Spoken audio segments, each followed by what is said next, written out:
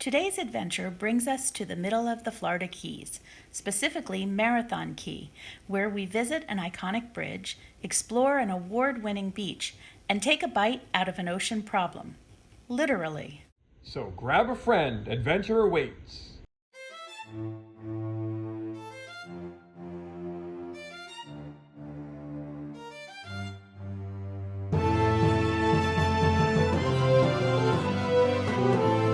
The Middle Keys include several islands with names like Conch, Duck, and Pigeon Key. At mile marker 47, you'll begin to cross the famous 7-mile bridge. The turquoise water beckons all who look upon it. As you travel, you'll notice a second bridge to your right. That's the old highway, which was replaced between 1978 and 1983. Its dilapidated beams and rails have been left to slowly crumble into the sea. The trees growing on the surface of the bridge help to speed up that disintegration. Keep an eye out for a local celebrity, Fred the Tree. This Australian pine stands as a living symbol of resilience on this subtropical island chain. At mile marker 36, Bahia Honda State Park comes into view. Whether it's your first time to the Keys or you live here year-round, this is one of the quintessential places to visit for everything it has to offer. We brought along our inflatable paddle boards. Even these sulfur butterflies got excited about the adventure we were about to have. Once we loaded up and secured the boards into the boat, we took off for our adventure. One of the first things we wanted to see up close was the famous bridge. This bridge once carried nothing but railroad cars until after 1938, when it was converted to a road after a hurricane destroyed most of the train tracks. You are warned not to boat under the spans of the old bridge due to dangerous falling debris. Bahia Honda has a couple of beautiful beaches, often listed among the top in the country due to its soft white sand and calm clear waters. Adjacent to the Gulfside Beach is a waterfront camping area that includes boat dockage. The campground stretches out along the waterfront, where we noticed some quite elaborate setups by some quite eager campers.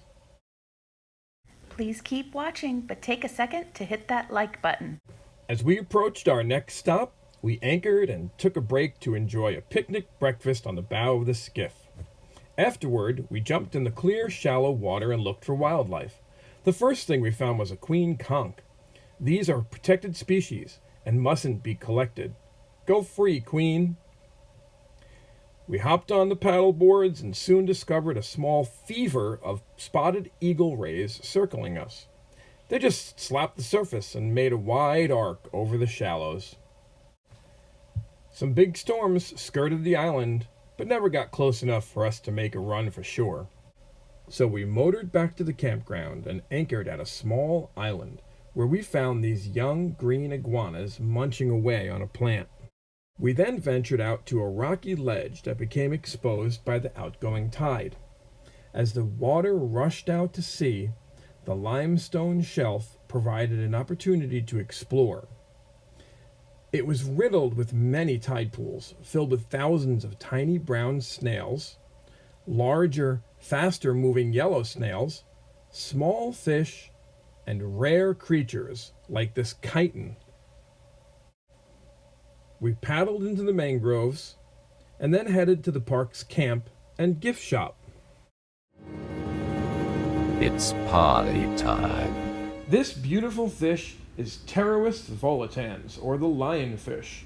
They are native to the Indo-Pacific, but since the 1990s, their population in the waters around Florida has been on a shocking rise. We even saw them when snorkeling in Key West.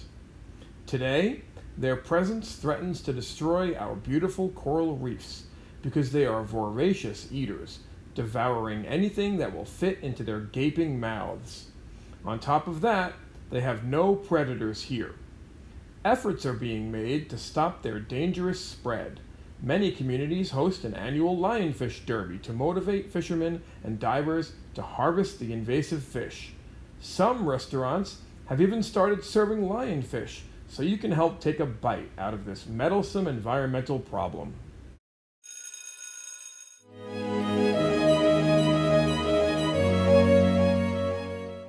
Today, our shout out goes to Castaway Waterfront Restaurant on Marathon Key.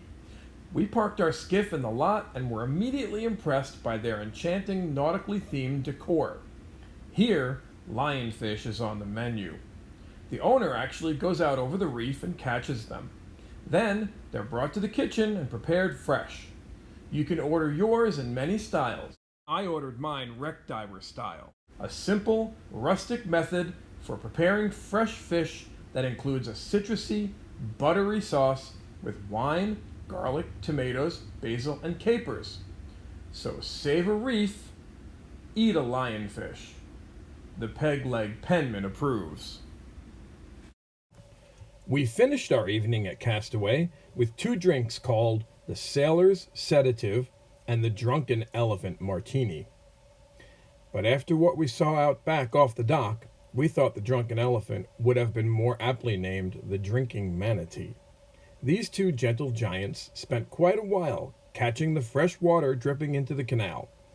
Sure, they don't need to drink fresh water directly all the time, but they prefer it when they can get it. That wraps up our day in Marathon Key, Florida. In the comments, please recommend another Florida adventure you'd like the Peg Leg Penman to explore. If you enjoyed our video, please like, subscribe, and share. We really appreciate your support.